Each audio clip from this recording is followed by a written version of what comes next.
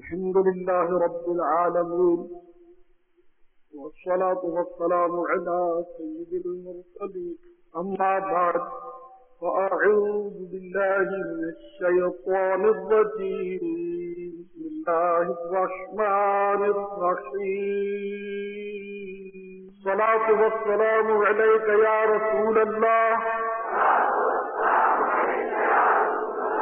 وعلى آلك وأصحابك يا حبيب الله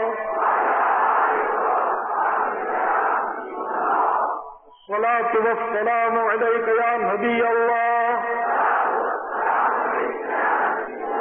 وعلى آلك وأصحابك يا نور الله. محرم الحرام کا مقدس مہینہ، یہ حرمت والا مہینہ ہے، اور اس میں خصوصاً عاشورے کا دن یہ بہت زیادہ تاریخی اہمیت کا حامل ہے، اور شروع سے یہ تاریخی رہا. محرم الحرام کی 10 تاریخ یوم عاشورہ بے شمار واقعات رونما ہوئے ہیں، اور خصوصاً سن 61 ہجری میں جو عاشورہ تھا اس کے واقعات جو تھے یہ بہت زیادہ خونی اور افسوسناک ہوئے ہیں، اور اس وجہ سے عاشورے کا دن جو ہے ہمارے یہاں بہت زیادہ کہ لوگ اس کو یادگار کے طور پر مناتے ہیں. میں نے بھی سوچا کہ آج کچھ اہل بیت اطہار کی شان میں کچھ ان کے فضائل اور مناقب عرض کروں. پیارے پیارے اسلامی بھائیوں، اللہ تبارک و تعالی نے قرآن عظیم میں اہل بیت کی تعریف فرمائی ہے، اور ان کی شان میں ان کے گھر پہ ہی قرآن نازل ہوا ہے، اور ان کی شان میں بھی آیات نازل ہوئی ہیں. چنانچہ 22ویں پارے کی پہلی رکوع میں ارشاد ہوتا ہے: انما يريد الله ليذهب عنكم الرجس اهل البيت ويطهركم تطهيرا. ترجمہ کنز الایمان. اللہ عز و جل تو یہی چاہتا ہے اے نبی کے گھر والوں کہ تم سے ہر ناپاکی دور فرما دے اور تمہیں پاک کر کے خوب ستھرا کر دے. جب یہ آیات مبارک نازل ہوئی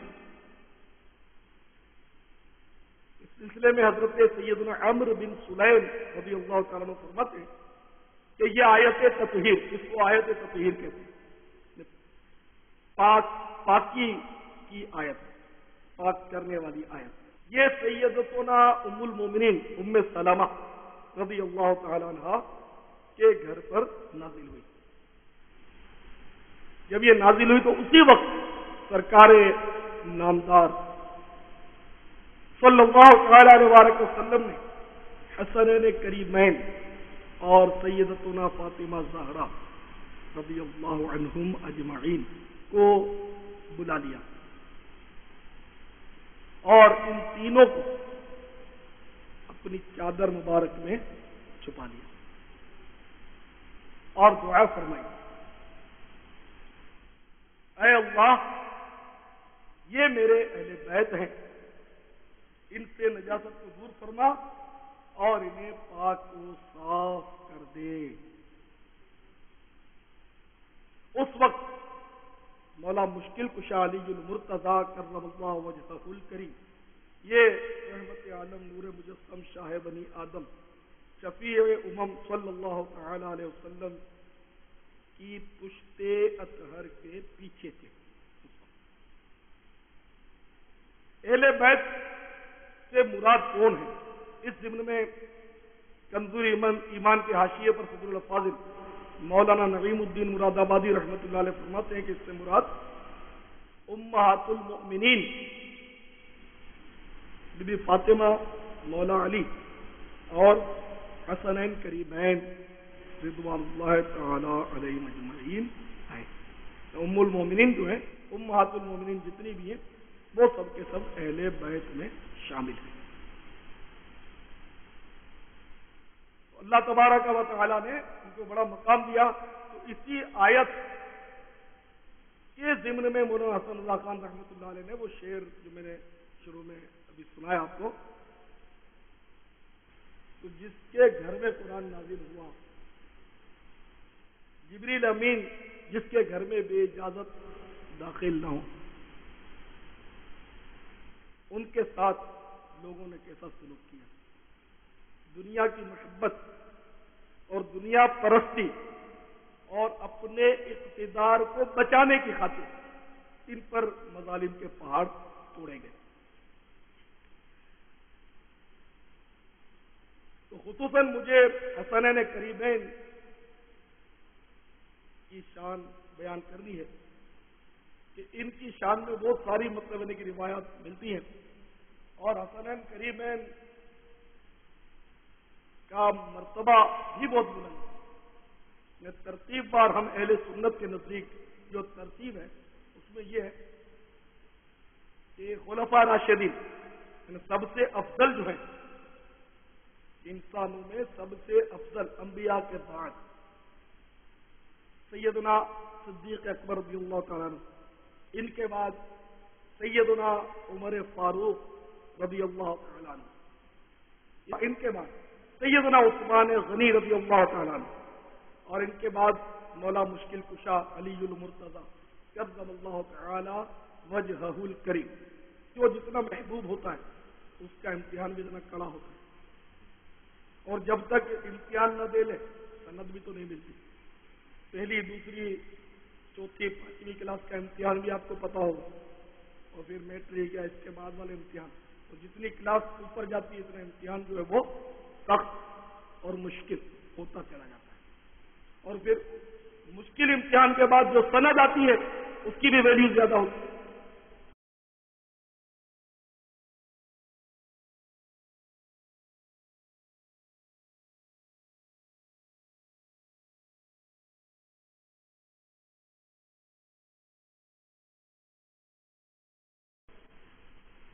ایک روز سید الشہداء امام حسین رضی اللہ تعالیٰ جبکہ بہت ہی مننے تھے، تو ان کے رونے کی آواز رحمت عالم صلی اللہ تعالی علیہ وسلم کے مبارک کانوں میں پہنچی،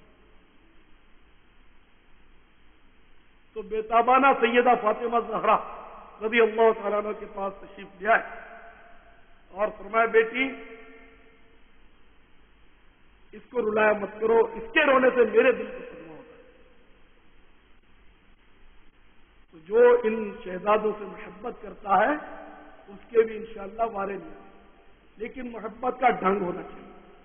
تو یہ دونوں حضرات جو تھے یہ بہت زیادہ مطلب اللہ کی بارگاہ میں مقبول تھے، اور اللہ کے محبوب صلی اللہ تعالی علیہ وسلم بھی ان سے بے حد پیار کرتے تھے، اور دونوں حضرات کی زندگی جو ہے وہ اللہ تبارک و تعالی کی اطاعت اور فرمانبرداری میں گزری۔ یہ تو بچپن کے حالات آپ نے سنے، جب یہ بڑے ہوئے اس وقت بھی ان کی اپنی اپنی شان تھی، اور ان کی عظمت کے ڈنکے اس وقت بھی بجتے تھے۔ ان کا تقوی، ان کی پرہیزگاری، ان کی سخاوت، ان کی فیاضی اپنی جگہ آپ کی۔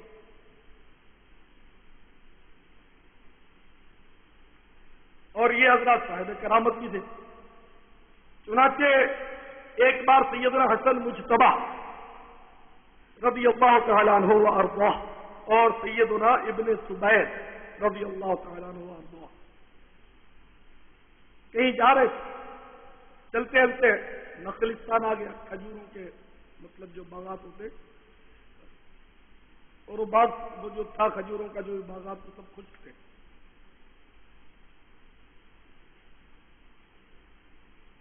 ایک جگہ ابن زبیر رضی اللہ تعالیٰ عنہ نے آپ کے لیے کچھ بچھا دیا، آپ اس پر ہونے کا افسوس ہوئے۔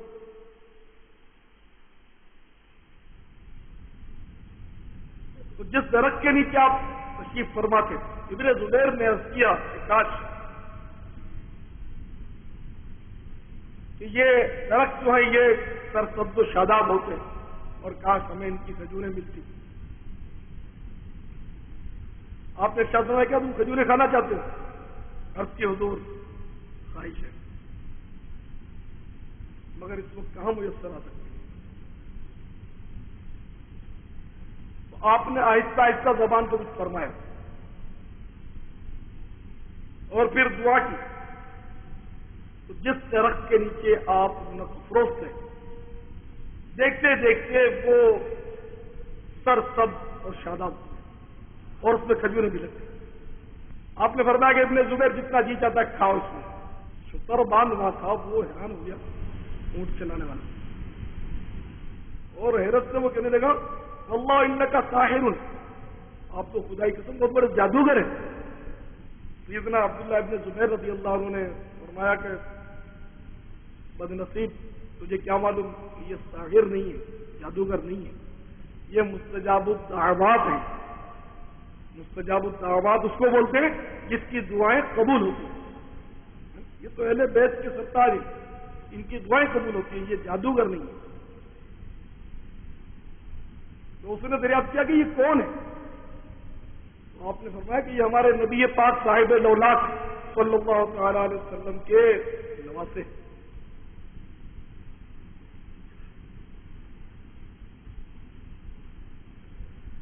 اتنی عظیم الشان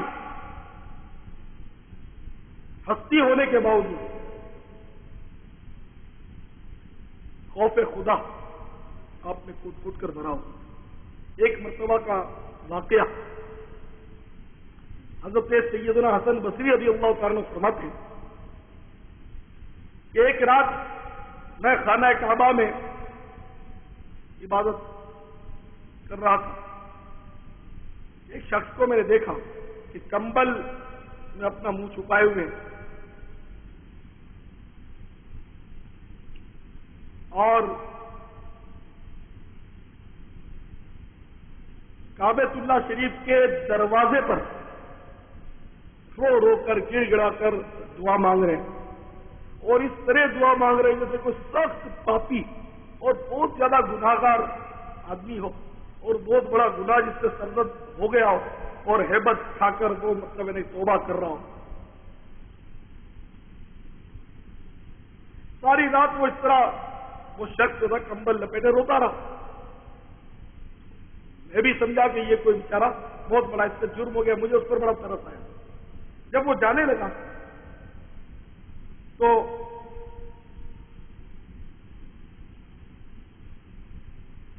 مجھے اس سے نہ رہا گیا اور میں نے اس کو پکارا کہ بھائی ذرا اپنا چہرہ تو دکھا دو, مجھے نام بتا دو, میں بھی تمہارے لیے دعائیں مغفرت کیے دیتا ہوں. تو وہ شخص ٹھہر گیا اور اس نے اپنی چادر ہٹائی اور اپنے منہ سے اتنے الفاظ کہے میرا نام حسن ہے. تو حسن بصری ان کو پہچانتے تھے. جیسے ہی چہرہ دیکھا تو ایک دم چونک پڑے گا, رے یہ تو سید الاسقیاء راکب دوش مصطفیٰ نواسۂ احمد مجتبیٰ امام حسن رضی اللہ تعالیٰ عنہ. تو میں نادم ہو کر دوڑا, امام حسن بصری فرماتے ہیں, اور ان کے قدموں میں گر گیا.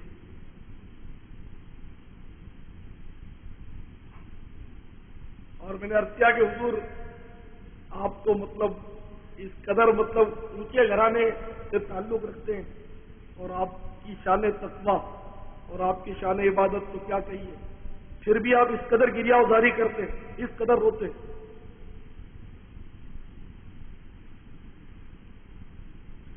تو سید حسن مجتبیٰ رضی اللہ تعالیٰ عنہ پر پھر گریا تاری ہوتے, پھر رونے لگے اور روتے ہوئے فرمایا کہ اے حسن بصری, یہ تو وہ بارگاہ ہے کہ جہاں بڑے بڑے اپنا قدم رکھتے ہوئے ڈرتے ہیں.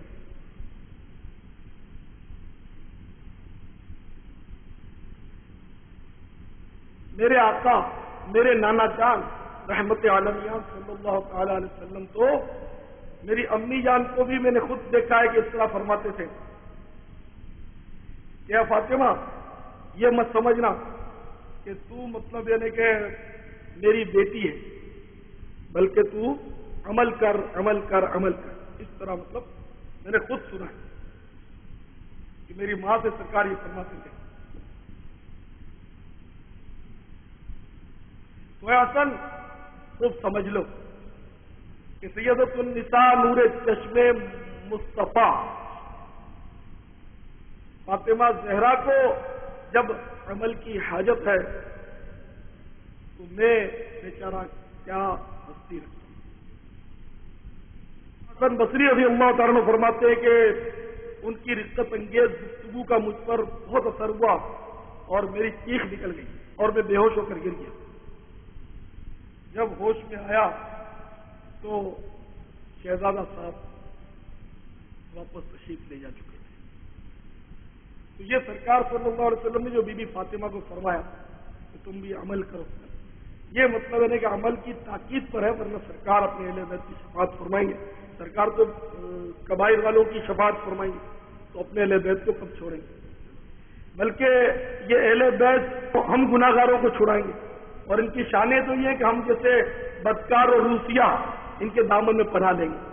لیکن امت کے لیے ہمارا یہ تاکید کے عمل سے ہر صورت میں غفلت نہ کیا کرے، اور جو جتنا مطلب جن کی شان جتنی بلند ہوتی ہے نا وہ اتنا ہی مطلب ہے کہ عمل زیادہ کرتا ہے۔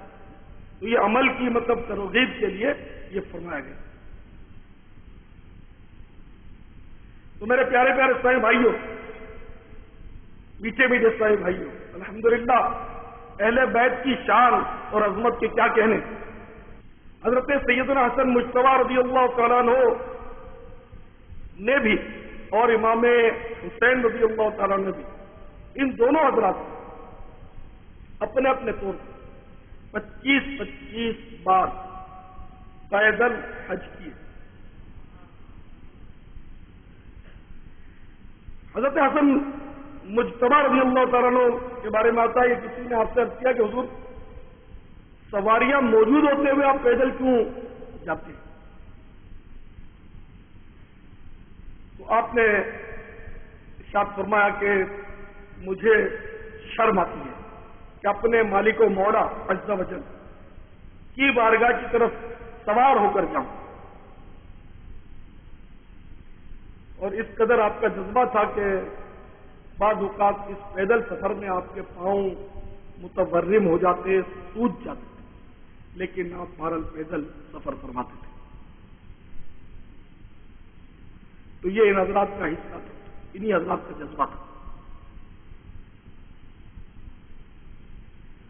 حضرت سیدنا سید الشہداء امام حسین رضی اللہ تعالیٰ عنہ نے ایک بار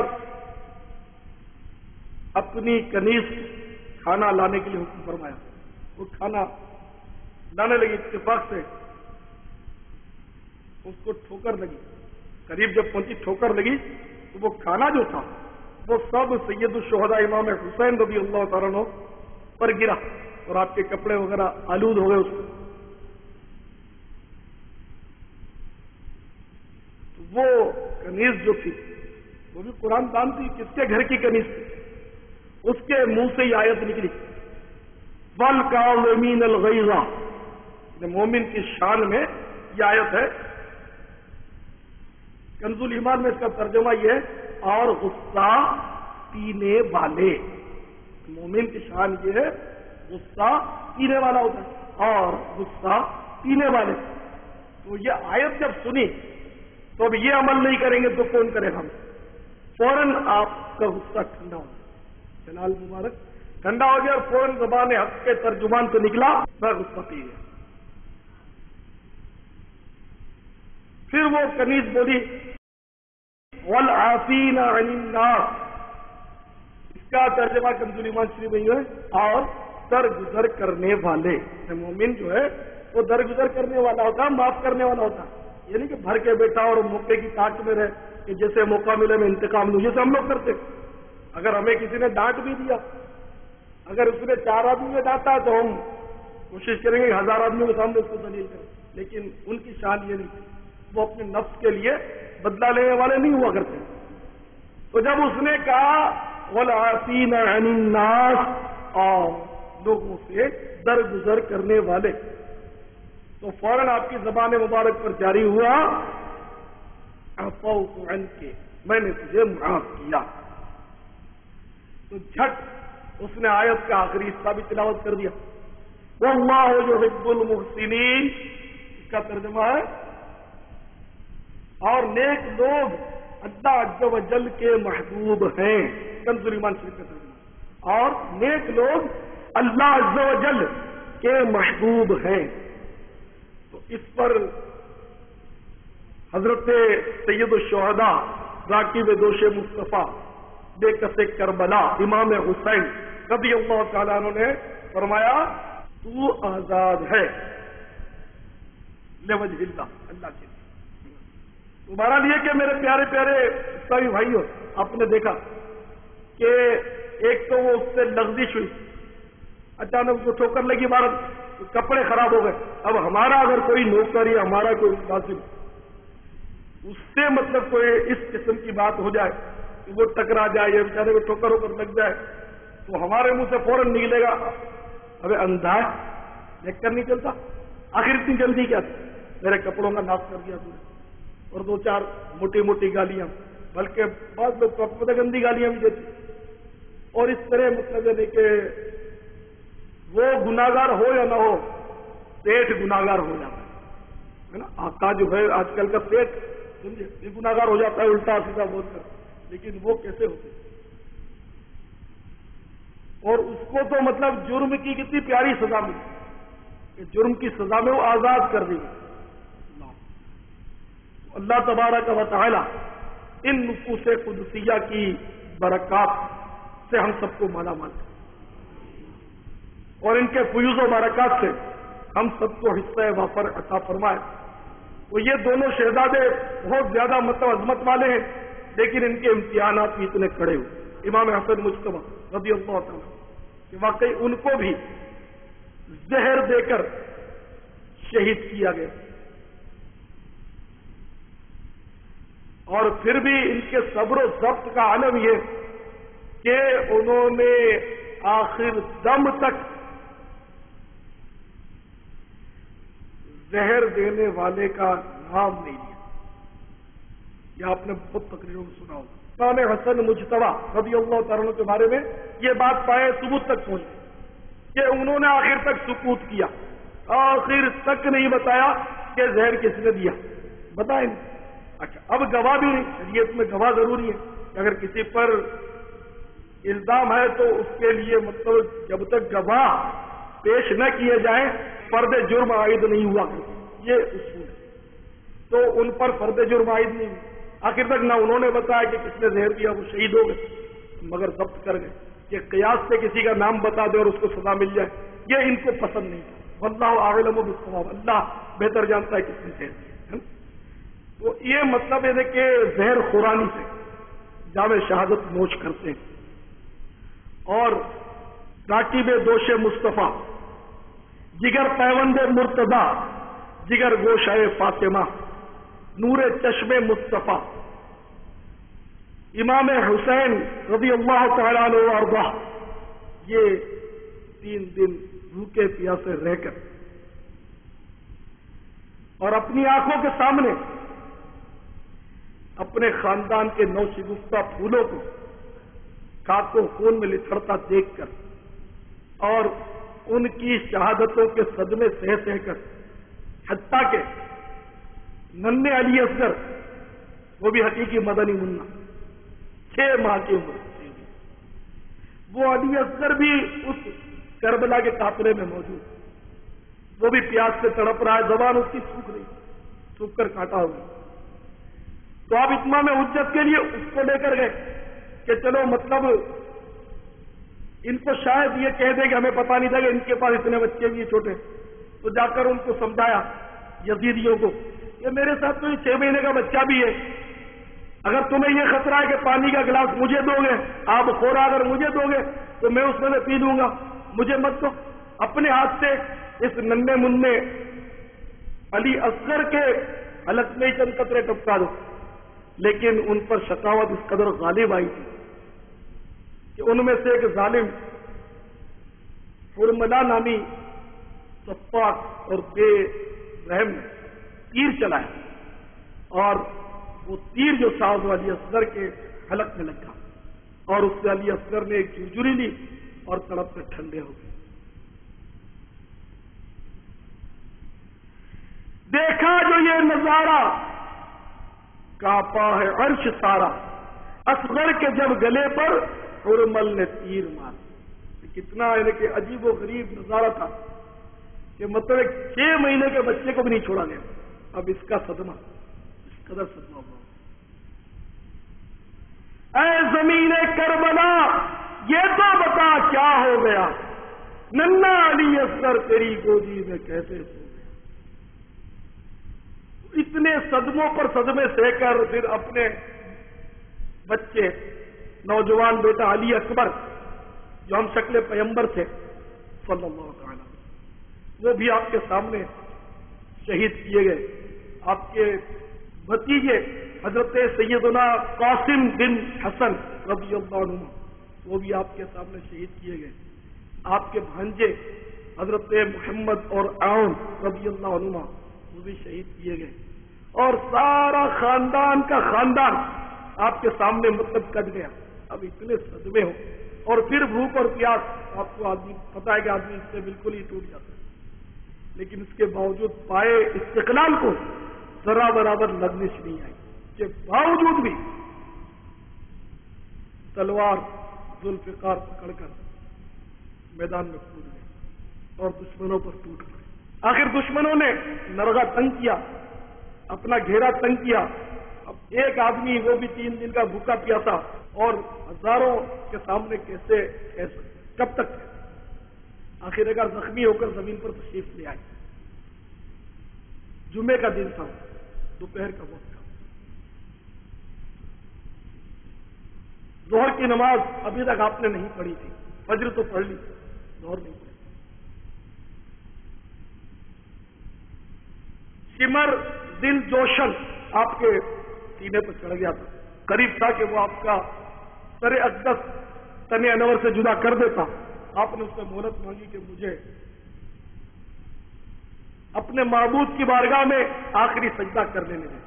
کر وہ حج گئے اور آپ سجدے میں چلے گئے، اور شمر نے سجدے ہی کی حالت میں آپ کا سر اقدس جو تھا اس پر سجدہ کر دیا۔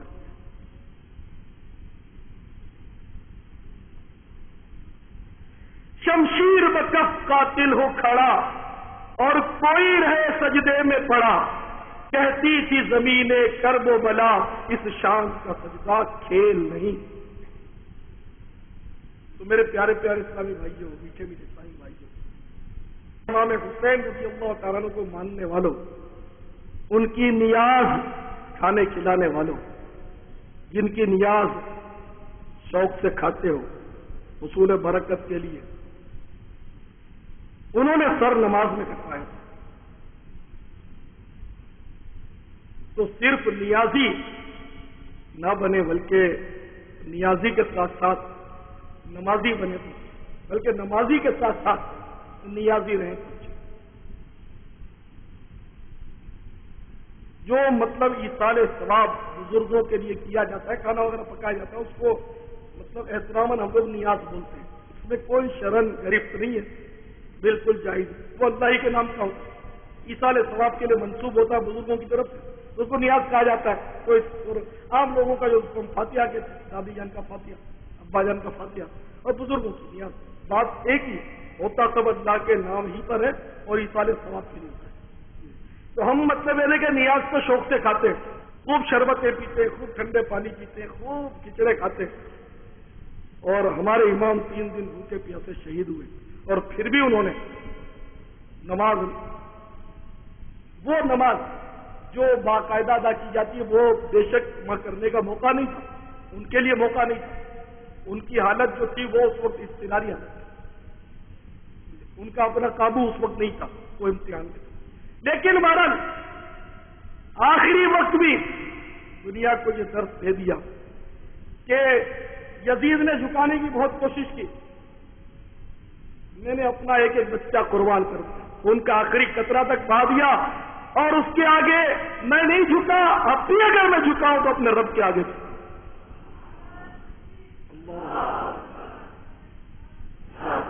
تو مومن جو ہے وہ اللہ کے سوا کسی کے آگے مطلب جھکتا نہیں، وہ اللہ کے آگے جھکتا۔ کوئی یعنی کہ کتنے ظلم و ستم کے پہاڑ توڑے، جو مومن کامل ہے وہ اپنے آپ کو سنبھالنے میں کامیاب ہو جاتا ہے۔ تو یہ ان کے لیے ہی مطلب حصہ تھا، انہی کا حصہ تھا، اور ایک دین کی اللہ تعالیٰ نے ان کو امتحان میں کامیاب کیا، اور وہ بالکل یعنی کہ فل پاس ہو گئے۔ وہ ان پر کسی قسم کا اعتراض نہیں کر سکتا، انگشت نمائی نہیں کر سکتا، ہر طرح سے مطلب وہ ہر قسم کی آزمائش میں وہ پاس ہو گئے، اور ہمارے لیے بہت بڑا مطلب ہے کہ درس عبرت چھوڑ دیں۔ اگر امام حسین رضی اللہ تعالیٰ عنہ اگر نعوذ باللہ یزید کی بیعت کر لیتے، اس کے آگے جھک جاتے، تو آنے والی امت کے لیے دلیل بن جاتا، لیکن وہ نہ جھکے، برابر انہوں نے مطلب ہے کہ اعلاء کلمت الحق کے لیے اپنا جہاد کیا، اور شہید ہو کر بھی حیات جاویدانی پال، زندہ جاوید۔ یزید اور اس کا لشکر تو تہس نہس ہو کر تباہ و برباد ہو گئے۔ آج ان سے ہمدردی کے دو بول بولنے کے لیے کوئی تیار نہیں، لیکن امام علی مقام، امام عرش مقام رضی اللہ تعالیٰ عنہ کی عقیدت کی شمع آج بھی کروڑوں دلوں میں روشن ہے۔ اللہ کرے کہ ہمارے اندر بھی جذبہ پیدا ہو۔ میرے میٹھے میٹھے اسلامی بھائی، وہ تو دین کے لیے اتنی بڑی قربانیاں دے گئے کہ سارا گھر انہوں نے قربان کر دیا، سب کچھ تن من دھن سے قربان۔ اور ایک ہم لوگ ہیں، ان کی قربانیوں کی داستانیں تو سنتے ہیں، اگر جوش آ جاتے تو نعرے بھی لگاتے ہیں۔ اب ہم لوگ تو نعرے لگا کر مطمئن ہو جاتے ہیں کہ ہم بڑی محبت کرتے ہیں۔ محبت کا جذبہ صادق ہو نا تو بات بہت رنگ لاتی ہے، بہت رنگ لاتی ہے۔ ہمارے اسلاف وہ تھے، وہ کچھ بھی ہے، چلو ہم تک اسلام پھر بھی صحیح معنوں میں پہنچا ہوا ہے۔ اب آہستہ آہستہ تو دوری ہوتی جا رہی ہے۔ تو اگر یہی حالت جو ہماری اس وقت ہے، اگر یہی رہی، مسلمانوں کی جو حالت یہی رہی، تو کیا ہماری نسلوں کا کیا ہوگا؟ یہ سمجھ سے بات۔ کئی ممالک ایسے ہو گئے کہ جہاں مطلب جو اسلام کے مراکز تھے، لیکن آخر کارواں مسجدوں کو تالے پڑ گئے، نمازوں پر پابندی پڑ گئی، قرآن عظیم پڑھنے پر پابندی پڑ گئی، اس لیے کہ غفلت مسلمانوں نے بہت برتی، اور صرف دنیا کو زندگی کا مقصد بنایا، اور اگر علم حاصل کیا تو صرف دنیا کا حاصل کیا، جسے ہم بھی صرف دنیا کا حاصل کر رہے ہیں۔ دین کا علم کون حاصل کرتا ہے؟ ہمیں کیا پتا؟ 5 کلمے ہمیں تو یاد، ایمان مفصل، ایمان مجمل ہمیں کہا یاد؟ تو پہلی بار سنا کہ یہ کیا ہوتا ہے، تو یہ ایمان مفصل اور ایمان مجمل، شاید یہ تلفظ بھی ہم میں سے بہت سارے نہیں بول سکیں گے۔ اگر کچھ دیر کے بعد پوچھا جائے کہ میں نے کیا بولا، تو یہ یاد بھی نہیں رہا ہوگا کہ یہ کیا بولا، سنا ہی پہلی بار، پتہ ہی نہیں۔ نماز پڑھتے ہیں، نماز کے فرض نہیں معلوم، وضو کرتے ہیں، وضو کے فرض معلوم نہیں۔ باپ کا جنازہ رکھا ہوا جس میں بیچارے نے پیٹ کاٹ کر ہم کو پالا، اور حق یہ ہے کہ بیٹا باپ کی نماز پڑھائے، یہ حق ہے، یہ ولی اس کا وارث ہے، یہ مطلب حق ہے اس کا کہ یہ نماز پڑھائے یا جس کو چاہے اجازت۔ لیکن باپ کی لاش رکھی ہے، جنازہ رکھا ہے، بیٹا نماز نہیں پڑھا، بیٹا نہیں، تو اپ ٹو ڈیٹ ہے، ماڈرن، اس کو نماز پڑھانا تھوڑی آتی ہے۔ اس نے کبھی بھول سے بھی غور نہیں کیا کہ مجھے جنازے کی دعا بھی یاد کرنی چاہیے، ابھی غور ہی نہیں کیا۔ نماز جنازہ میں کتنی تکبیریں کہی جاتی یہ بھی نہیں پتا، تو کبھی کھڑے ہو جاتے تو کنیکشن دیکھ لیتے تو کیا کرتا ہے، یوں کر لیا، جیسے عید میں لوگ کرتے ہیں، آپ نے دیکھا ہوگا، یوں کرتے رہتے دیکھ دیکھ کے، بعض لوگ بیچارے جو ہوتے ہیں تو جنازے میں اس طرح سائڈوں سے دیکھتے تو ایک فارملٹی ادا ہو جاتی ہے۔ تو باپ کا جنازہ ہے، بیٹا جنازہ نہیں پڑھا سکتا، باپ کی لاش رکھی ہوئی ہے، بیٹا غسل نہیں دے سکتا، غسال بلائے گا نہیں، کیسے غسل دیا جاتا، کبھی سیکھا ہی، اور معذرت کے ساتھ باپ نے بھی کبھی اس کو اس کی ترغیب دلائی نہیں، اور بکتے اسباب ڈھونڈتے ہیں۔ اب جو غسل دے گا ایک کرائے کا آدمی، وہ کوئی سنتوں کا لحاظ کرے گا؟ بہت مشکل، ہم نے تو بہت غسل دیکھے، اس کو کیا رقت ہوگی، کیا سوز ہوگا؟ اگر بیٹا باپ کو غسل دے گا تو اس میں رقت ہوگی، سوز ہوگا، درد ہوگا، اس کی خواہش ہوگی میرا باپ ہے، وہ زیادہ سے زیادہ سنتوں کا خیال رکھ کر کتابوں سے نکال کر کے وہ اس کو غسل دے گا۔ نماز پڑھائے گا باپ کی اگر بیٹا تو اس کی آنکھوں سے آنسو بھی چھلک رہے ہوں گے۔ اور ایک عام ہم جیسا جو آدمی پڑھائے گا، جنازے پڑھاتے رہتے ہیں اللہ اکبر، میں جلدی کرو جلدی کرو جلدی کرو اللہ اکبر پڑھے آگے، تو رقت سے نہیں پڑھا سکتا۔ اپنے گھر کا فرض اس طرح کرے گا وہ عام آدمی نہیں کرے گا، یہ انڈر اسٹوڈ ہے، تو وہ کہاں پتا ہی نہیں کچھ۔ اب اس وقت یہ حال ہے تو آگے کیا ہوگا؟ تو میرے پیارے پیارے اسلامی بھائیوں، شہادت کے فلسفے کو سمجھنے کی کوشش کرو۔ امام علی مقام نے کیوں قربانی دی تو سمجھنے کی کوشش کریں۔ وہ اسلام کو باقی رکھنا چاہتے تھے، وہ اسلام کے شجر کو ہرا بھرا دیکھنا چاہتے ہیں، لیکن افسوس کہ ہم اپنے ہاتھوں سب کچھ پائمال کرتے چلے جا رہے ہیں۔ اے بھائیو، دعوت اسلامی کا ماحول آپ کے سامنے ہے، اپنی دنیا میں سے تھوڑا سا وقت نکالو، اپنی دنیا میں جہاں روزانہ آپ دنیا کے لیے وقف ہو چکے ہیں، آپ کی ساری تعلیم دنیا کی، آپ کا سارا کاروبار دنیا کا، دکانداری دنیا کی، سارے فنون آپ دنیا کے سیکھتے، اس میں سے تھوڑا تھوڑا وقت دیا کریں، اسی اسلام کی خاطر نکالے جس اسلام کی خاطر امام علی مقام امام حسین رضی اللہ تعالیٰ عنہ نے سید الشہداء کا لقب پایا۔ اپنے خون سے جس اسلام کے گلشن کی آبیاری کی، اسی گلشن اسلام کے لیے اے کاش چند دنوں ہی کے لیے ہم بھی اپنے بچوں کو چھوڑنا سیکھیں، ہم بھی اپنے گھر بار اور کاروبار کو چھوڑنا سیکھیں، اور امام علی مقام کے نقش قدم پر چلتے ہوئے ہم بھی سفر اختیار کریں دین کے لیے۔ امام علی مقام کے ایصال ثواب کے لیے اللہ کی راہ میں نکلنا ہے اور سنتوں کے راستے پہ چلنا ہے، خود بھی سنتیں سیکھنی ہے، دوسروں کو بھی سکھانی ہے، اور اس تربیت والے قافلوں کے ساتھ آپ کو شرکت کرنی ہے۔ اللہ تبارک و تعالی ہم سب کو امام علی مقام کے نقش قدم پر چل کر اسلام کے لیے قربانیاں پیش کرنے کا جذبہ مرحمت فرمائے۔ صلو علی الحبیب صلی اللہ تعالی علی محمد۔ مجھے اپنی اور ساری دنیا کے لوگوں کی اصلاح کی کوشش کرنی ہے انشاءاللہ۔